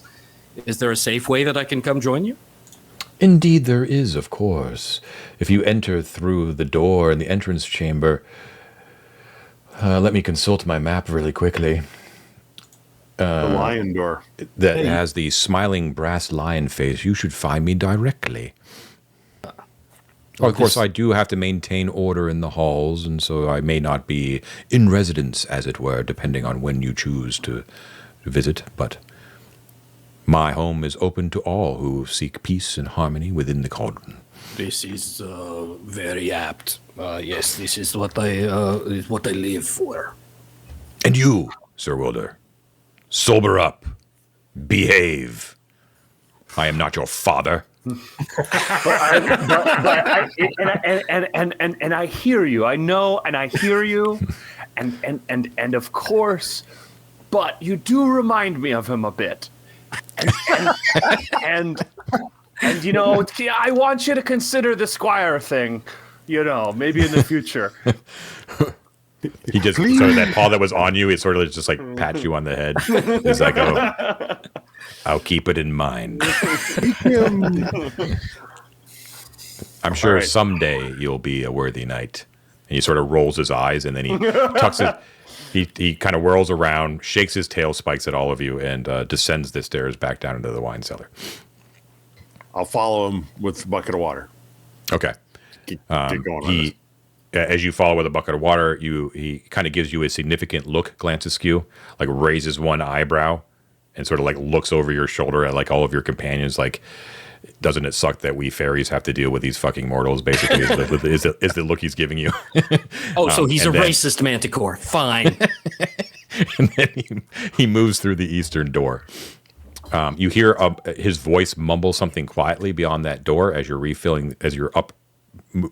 bring the cauldron upright and start pouring water, and you hear the clanking guardian commence his rounds once again. Can I talk to him before he leaves, though? Sure. So as I'm pouring the bucket in, I just, so the dreams aren't in the water? I can just put more water in, or? How do the Fill dreams come out? How do the dreams go in? It's just water. Don't you worry about it, Glance Askew. Just fill the cauldron back up, and all will be well. What if we just asked him for the Redcap dream? We already did in the beginning. Oh, we did. Okay. Yeah. John, when he goes into the armor patrol room, I just want to see if he gives him like a sign or like, presses a button, or does he just walk through like a Billy Badass? Well, he Like said that, like something. that. He said something. Could we hear what he said? He talks to him, and the Guardian picks up his rounds again. I think the Guardian knows who he is. Yeah, and then he moves out of your view. No, it doesn't sound like a command word, right? It's just like, hey, Bob, how you doing? Something like that. You can't hear what he says. It's quiet. And it's in the other room. You're not even in that room. Oh, I was following with a bucket of water to like the cauldron room, so I just kind of Yeah, but he's in the other room with the Guardian stat. Okay. You see what I'm saying? Yeah, Yep. I was just thinking I could kind of follow him down that hallway a little bit, like behind him, and then as soon as you can't see him, run in there or run to the doorway and see if I can see what he does. Does that make sense? So you're okay. First of all, let me show the people. So he's retreating. You see my pointer? Yep. He's retreating like this, and he goes into here. Glance Askew is following with a bucket of water, and then he right at this door is where he turns around and gives Glance Askew that look. Then he moves into this room, shuts the door, and you can hear him say, something. He shuts the door. Okay, that was the part that I didn't get before. Okay. Yeah, sorry. Doors. I probably didn't mention that. Yeah. Okay. Anyways, you hear the clanking happen. So, in the meantime, do you fill the cauldron? We fill the cauldron. I will conserve lantern oil, John, whenever we're in rooms that have light, if that's okay. That's fine. Yeah. I guess my torch is probably burned out at this point then, huh? Would it be? Yeah. Yes, it would be. Yeah. Yeah. Would it? I forgot to mark it down. You probably have like one more turn on it. Okay. Okay. So yeah. Okay. Give me 1 second.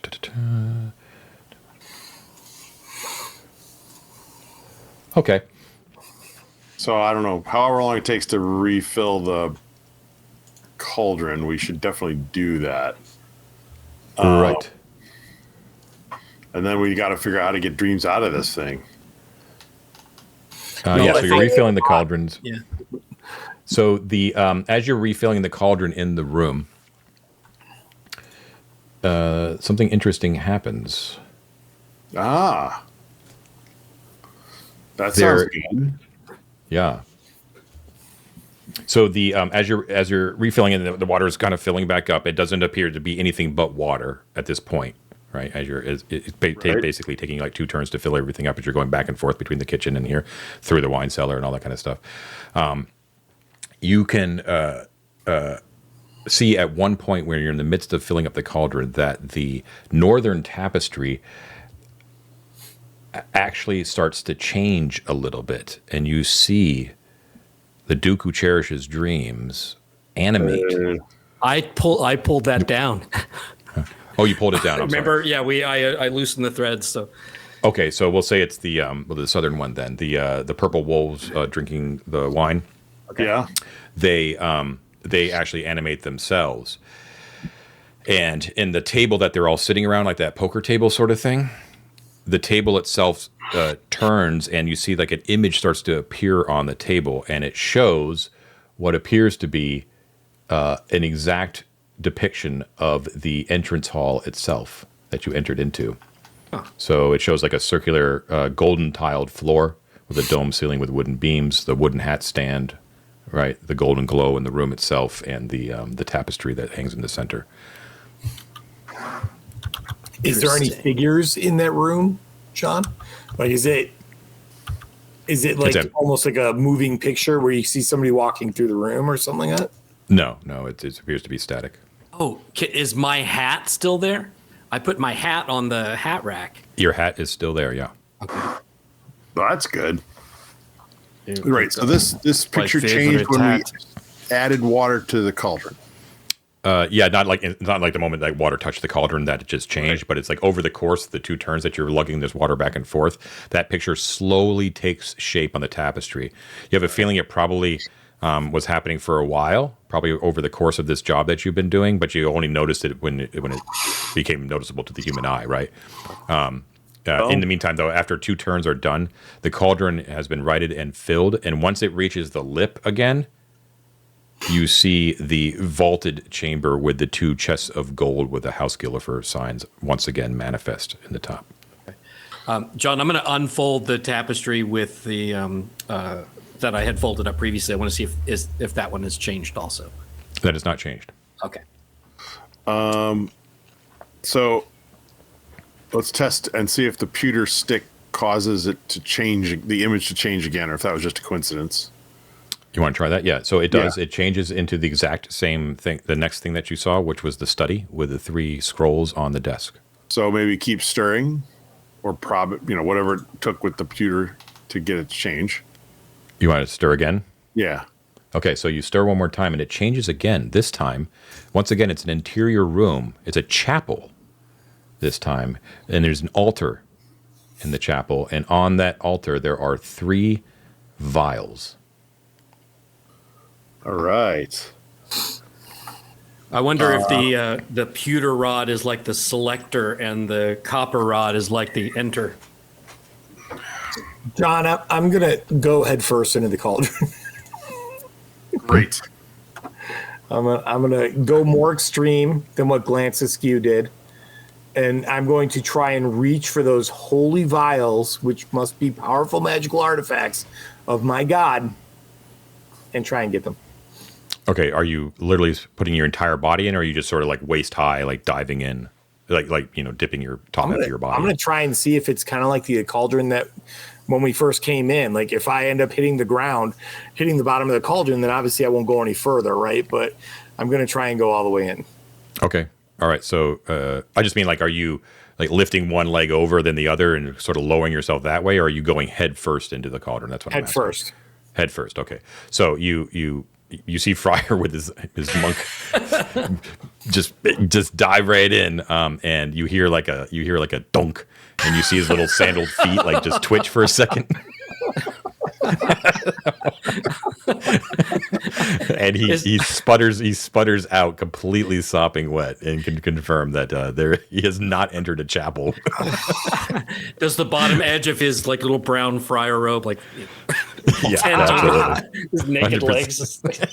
His little I bet we pasty saw white it, legs John. shaking. My breech cloud is dirty. Yeah. So his little tonsure is shining brightly in with wetness now. Yeah, we definitely need the copper rod. Yeah. Let's Well, go. Let's go. It's confirmed. Wait, why don't we keep stirring? Maybe we'll see it. Yeah, good idea. Maybe the moon will come up. Very good point. Stir it again. Yeah. Okay. So you stir it again. It changes again. This time it's a bed chamber, and there is an open jewelry box on the nightstand next to the bed. And you can see that it is spilling over with silver and garnet necklaces glimmering in the light. I'm going to do something else. I'm going to close my eyes, reach in, and see if I can grab the jewelry box. You are just as wet as you are currently. Then I'm going to change out of my monk's habit into my smoking jacket and pants. Awesome. That'll definitely take a turn, but we'll say that we're wrapping it. We'll include it in the turn that it's taking to do all this stirring. Do you continue stirring? Yeah, let's see if it loops around. Okay. So yeah, you continue stirring until you think you might come back around or something like that. So it changes again. This time it's an armory with racks of swords and spears, and plus there is racks of swords and spears, and hanging from the side of the rack is a quiver, and in that quiver there are arrows, but the arrows appear to be made of sheer sunlight, like beams of sunlight. You got to figure this out, man. We got to go find the other rod, dude. We got to go How find can the this other be rod. the cauldron of places and it's filled all with riches? It's showing you all these Showing different you places. I know, but it's full of rich places. Well, who What wants does to that tell us dream of about like the cauldron of riches? You It's know full what, of- Ted? You totally called it. I made a mistake. It is the Cauldron of Riches. Yeah, my mistake. My mistake. Darn old manticore. Sorry. So yeah, it's the Cauldron of Riches. And so there's one more room as you stir before indeed it does go back to the vault. Okay. But there is one more. Okay, and this last one depicts a ship's cabin. Oh. There is a rolled map and a pot of paint on the table. Okay. That's the one. The edge of the map that you can see hasn't quite rolled up. You do see that it appears to be part of a sphere of some sort, a circle of some sort has been drawn on the edge of the map. I think that's it. Remember, the guy who hired us had taken a galleon to the moon to do his mapping. So Right. Indeed. Okay. That's a great sign. So we found a moon map, and we need to just find a rod. And we can do this. Yeah. So that Yeah, all we took a can do turn, and now now you turn around and you see the very wet Friar Gimes has dried himself off, and he's now looking like Hugh Hefner. all right. Well, that's an interesting look. Meanwhile, Sir Crump is still tottering around, barely conscious. Having the time of my life. Yeah, useless at filling up the cauldron. By the way, every Oh, time he yeah, fills up a no. ewer, he just spills half of it. I will offer him a delightful treat with my glamour. Perhaps it Sir will. Crump, you're through your hazy vision, you are sure that Glance Askew is treating you like a dog. Holding it out like a treat for you, as if you at his beck and call. You're positive this is the correct interpretation of what he's doing. Yes, it's true, but it's a moon pie that I'm offering you. So you be the judge. A little Most love moon pies. It's a known casual fact. elf humiliation for a moon pie, or no? All right, so Let's what do you mosey, do? dudes. Look, New door. Let's get defeated new by door. another door. And can I make a suggestion that we either go to the western door in the caterpillar room, or we go to the boar door, not the lion door? You don't want to go see the Manticore again? That's fine. No, I feel yeah, like More is where dreams come true. Well, let's. It's the closest one. Let's try the one that's in the western end of that the caterpillar. That's what I was thinking. So It's just Okay. right there. I gotta So get feeling you're about that. okay. I'm going to call it a turn to unless you want to just whip back to there. Yeah, Let's there's whip no or- traps. Let's just go. You just want to go. Okay, so we won't call it a turn. So you get back to there, and once again, this appears to be a arched door, and the door is painted with purple lacquer, similar to the other doors that you've been through. okay. Why don't we give it a listen? Because last time there was a guy. I'll Okay, listen. sure. Go ahead and roll. Target 6, unless you have some sort of benefit. I have the ears of an elf, and I can your hear them elf taking is? the hobbits to Isengard. Yes, I do hear Excellent. Roll to 5. sound of many horsemen approaching. Indeed. They're You do wide. actually hear something. And what you hear is, it takes you aback for a second, but hey, everything is strange in this weird little pocket dimension. And so you just take it in stride, Glance Askew, as what you're positive, what you hear from beyond that door is a deep and languid snoring. It's like a long,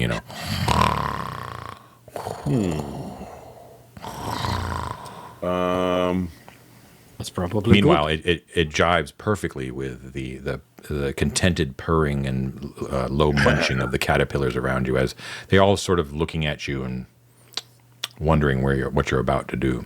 While he's listening at the door, just real quick, I'll just walk around to the cats and pluck little pieces of parsley off of my chest hair and decorate their plates. Okay, that's amazing. All right. It's one of the most obscene sequences of words I've ever heard. I almost hard ejected out of the entire session just now. So the parsley Michael actually is does very sober. it does stand out on the plates because it's a dull in color, right? But it is the sharpest thing on the plates, and similar to what most people do with parsley, they use their mouths to sort of pick it up and they set it aside. And they continue to eat. It is what we call a garnish. Garnish, yeah. Chest hair garnish. All right, so that's what you hear, glance askew on the other side of that door. Does the door have a plaque on it like the other doors we've seen? Any little brass plaque at all? No, it does not. Is it? I'll open the door quietly, but I'll open the door. Okay. You open the door. It is not locked, and it opens up into darkness, first of all. It is not ambiently lit beyond, and it opens up into a 10-foot wide passageway that leads directly west for 15 feet before opening up into a larger room. But you would need light. I reignite my lantern. Okay, got the lantern on. Very good. Did you have it on the entire time, Friar? No, I told you I wanted to save the oil when we were in lit rooms. Right. So I would turn it off. So Okay. the whole time that we were filling the cauldron and all the rest of that, I don't think I needed it. I think I only needed it for the staircase and the cellar area. Okay, so I'm going to call like you've used 3 turns. Does that sound fair? Because I haven't marked it otherwise. More than fair, John. Okay, 1, 2, 3, 4 minus 3. Okay, got it. This is Jime's lantern. Got it. Matt, Okay. can you pull another flask of oil out of Laryl's sack? Yes, I can. It is waiting for you in Ardenpool. Wrong campaign. Can you imagine we go through a door and we end up in the debauch room? That'd be metal. If there's anywhere Murdered where you'd by half accidentally be transferred to Ardenpool world, it would be Dolmenwood. I wish you hadn't Anyways, said that on camera because that would have been a really fun little segue we could do as a gimmick. so and, true, right? and immediately have them killed by goblins, mind you. I ruined it. It would have been great. Did you say 15 feet long and 10 feet wide, John? That's correct, yes. And it opens Okay. up into a larger chamber. Now, Father Giants comes from behind you, glances askew, and illuminates what he sees beyond there. And without stepping into the room itself, let's see, what would you see? Well, it's a little hard to say because it is quite a big room. Okay, what it illuminates beyond Friar Gimes and Glance Askew is a room that is carpeted. The entire thing is carpeted with a very thick maroon carpet, like a high pile, right? Is that what you would call like a Shag. really thick? Yeah, like a shag. Yeah, Yeah. maroon, right?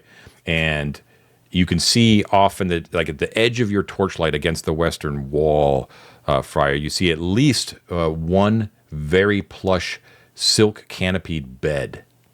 How Okay. far is that western wall? The western wall is, let's see, 5, 10, 15, 20, 25, 30 feet to the west,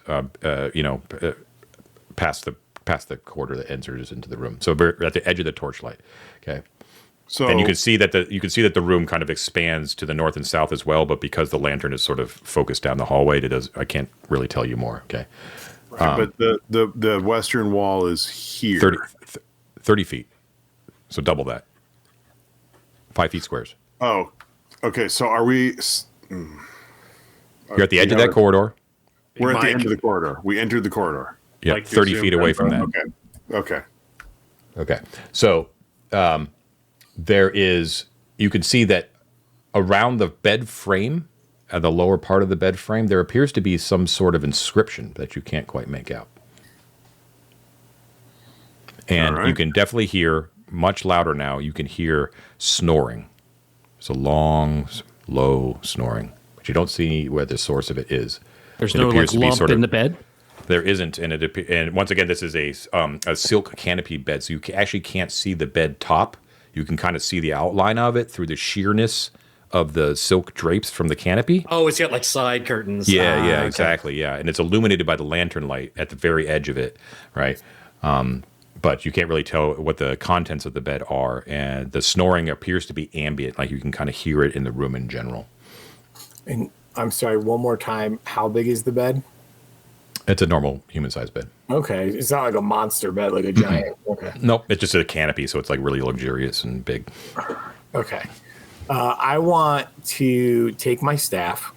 I have a staff? I think I have a staff. I'm going to poke the carpet real quick and make sure it doesn't try to eat me or the staff. Nope, it appears to be normal. Okay. I'm going to creep towards the bed and kind of throw a disparaging look at the drunk goat man so that he stops bleeding. Stops bleeding. with a T. Oh, bleeding. Okay, so I got it. when you approach the bed, Friar, you can get the full dimensions of the room. So this is a very large room, about the size of the dining room, actually. So it's 30 feet east to west, as you already know, and it's 55 feet north to south, so 11 squares total. And you are entering in, straddling, the southern end of that corridor, Ted, is 10 feet from the south. Oh, okay. So 2 squares from the south, right? Okay, but the total north-south distance is 11 squares, so 55 feet. There is also a 10-foot wide passageway that leads directly southwards from the middle of the southern wall. And it is an archway. And there is another passageway that leads northwards, directly in the center of the northern wall. That is also an archway. However, on that archway, there is a inscription above the archway that you probably have to get a little bit closer to read. The room itself is, like I said, the entire 55-foot length of it is all covered in this maroon carpeting, but there are 5 what appear to be identical beds lined up in the midst of the room, all canopied, all silk drapes, and all appear to have inscriptions on them. And then as you notice, Friar, you can see that the only difference between the beds is that the inscriptions appear to be different. Okay. Understand? Yep, I do. Can I creep to the nearest one and gently part the curtains and look and see what's inside there? There is no body in the bed, yet you can still hear the snoring everywhere. The bed appears to be made, looks lovely and soft feathers. And you feel like a pull that it looks so comfortable and so peaceful. And with that sort of ASMR like snoring going on, it's just, all you want to do is just lie down and go to sleep. I really wish my wife felt that way about my snoring. No, it's a very calming, just like, in and out, in and out. I'm gonna lay down in the bed. Okay. Hell yeah. Friar, as you climb into bed, it just feels absolutely wonderful, and almost immediately you conk out into a deep, deep, enchanted slumber. And then I get eaten by the mimic bed. I understand. 1 second, please. I'm just rolling a die on screen. Don't worry about it. Okay. So you guys all see Friar Jimes climb into bed and just very inappropriately fall asleep. Huh. You know who needs a nap? Drunks. Drunks need a nap. I listen. You didn't even before that thought even crossed your character's mind. I was like, he's on it. Touching, like ass was touching the mattress. Right? Like you don't even know how I got by you. It was so swift. Having said that, John, I know there's like a general allure to sleep, but do I feel particularly drawn to one bed over another? No, not particularly. But the only difference between the beds appears to be the inscriptions. Which Friar Jimes did not bother to read before. I'm curious about the one over his bed. I'm gonna read the one over Friar Jimes, and then I'm gonna go read another one and sleep in the other bed. So okay. So Friar Jimes' bed, the inscription says, and it is in Woldish, says, "The pen is not always mightier." Okay. True. The bed next to Friar Jimes, the one that you're eyeing, Sir Crump, as you attempt to focus on it, takes a little while, says, "Friend to the tongue, foe to the eyes."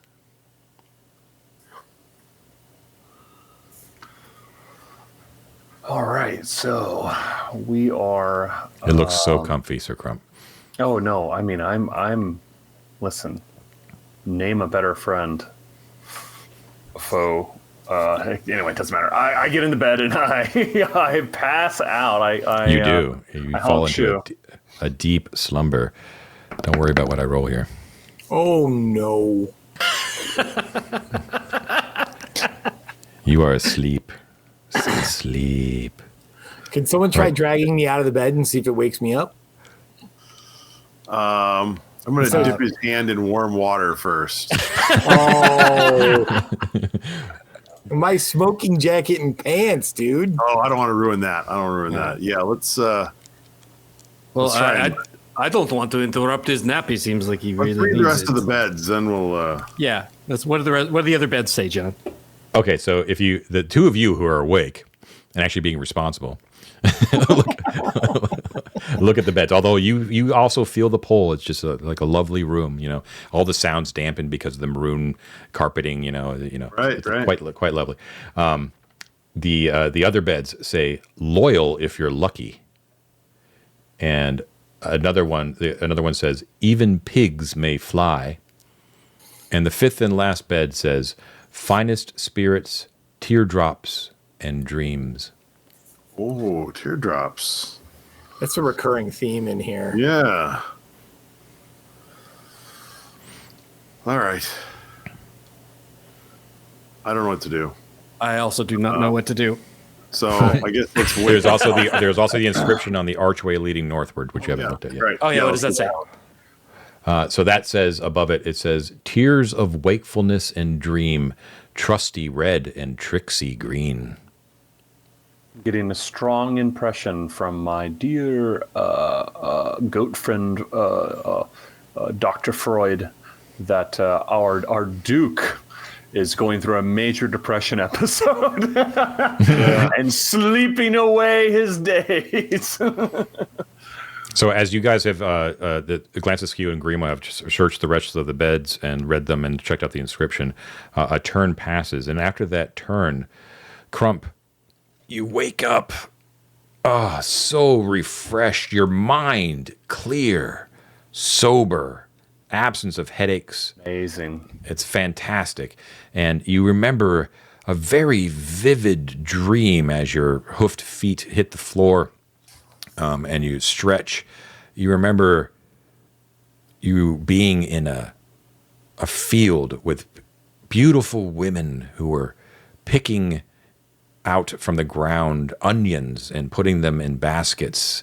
And lo and behold, no sooner do you recall this wonderful dream that you were having, that when you part the curtains and show yourself to your friends, manifesting in your hands all of a sudden is a basket of fresh onions. Ooh. A friend to the tongue, a foe to the eyes. Onions. Ooh. So I are take they dream a onions? hearty bite out of one. It tastes delicious. Is it a dream onion or a real onion? Unfortunately, it is a dream onion. Alas. Okay, so what do you do? He didn't roll a probably die below. for me, guys. He did. He did. Oh, You he did. did? You just have lame dreams, dude. Sorry. This will probably be the last action of the night because we got to wrap things up. So what's your plan here? Wait for me to wake up. Okay, you want me to try to wake you up? I'll go and try Oh to. no, wait for me to wake up because I'm in a bed that says sometimes mightier than the pen, which means it's going to be a giant, massive plus 15 sword. That's appropriate. And there's no inscription on the archway to the south. Right? There is not actually, no. Okay. All right, And the everyone sings lullabies, John, until I wake up. How long? Is that what you guys do? Mike can push you all you want, but Mike's asleep. Well, Ted's asleep for real. Yeah, guys. I am. I know. Come So at tell me what bro. you do. Do you? Yeah, let's just give it another turn or two. I'll peek into that hallway to the north and see where it leads while we're waiting for him to wake up. Okay, cool. So that's perfect. So we'll call it right there, and we'll explain what kind of. So what you see beyond that archway, Grimo, first of all, is a 10-foot wide passageway that leads directly north for another 10 feet. So it's like a 10-foot square, Ted, and it seems to open up into a circular chamber that is 30 feet in diameter, just like all the other circular chambers that you've been in. It is unlit. And all I'm going to say is, before, because we'll pick it up next time, but the first thing you notice in that room in the darkness is that there is a checkerboard floor with 2-foot squares, and those squares alternate red and green. Ah. And after you take the time to kind of check that out, you can hear Friar Gimes bolt out of bed, fully awake, and peering ready for battle, as Friar Gimes has had a very vivid and enjoyable dream of kicking ass and taking names in a great battlefield where he was swinging his sword around and lopping off heads like nobody's business. You feel slightly ashamed, Friar Gimes, as you recall the dream about how much you reveled in violence and bloodshed. However, as you start to do your ablutions and asking for forgiveness from God, a sword appears in your hand. Well made, sturdy, but dreamlike. Plus Far out. 15? Plus 15? No. I hand it to my Bregel friend and say, this probably looked better on you. God made me a man of peace.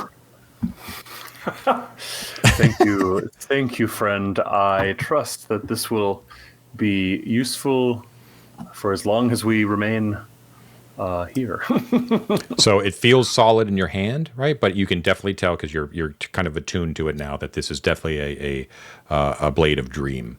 Yeah. Okay.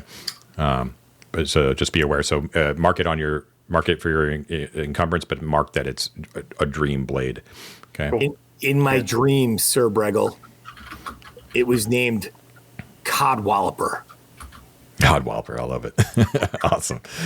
All right, so that was great. A lot of fun. Lot of fun to be had there, great. guys. Yeah. So we'll call it a night, and we'll pick it up from there as perhaps they investigate to the north to see what that checkerboard floor is all about, or perhaps they'll take another nap. I need one. Jeez, I'm That was a tired. productive nap. I don't care what you get. All right, so that was a lot of fun. I want to thank everyone for tuning in and watching. Please don't forget to like and subscribe. Pay no attention to Mike's gigantic face. Also, don't forget that we have a brand new Patreon going on. You should definitely sign up for that. Lots of cool benefits. And definitely check out our publication, our first publication for 3D6 DTL called Feats of Exploration, available on DriveThruRPG and itch.io. There will be links down below, as well as links to find out all you could ever want to know about the upcoming release of the Dolmenwood TTRPG. Lastly, David has something he wants to say. I was just going to say, Ted also just wrote a lovely blog post on our blog, which I recommend everyone go read. Absolutely. And discuss on that Patreon. Because if Ted knows anything, Ted knows shit about shields. And so go read about shields. Lastly, I want to thank all of our Delvers and Conqueror patron members. And as promised, I want to thank the following Conqueror, the highest level of our patrons, real quick going down the line. Thank you so much, guys, for your ongoing support. Thank you to Adam the DM, Andrew Schroker, Diregrew, Grunt, Jib Cutter, MM, Mech Jack, Michael Schilling, Musso, Scott Earsley, Stefano Di Maiolo, Summon Toast, and Will Davies. Thank you so much for your very generous support. Couldn't do it without you guys. Thank you so much. And until next time, we will see you next session. Have a great week, everybody. Take care. Thanks, John.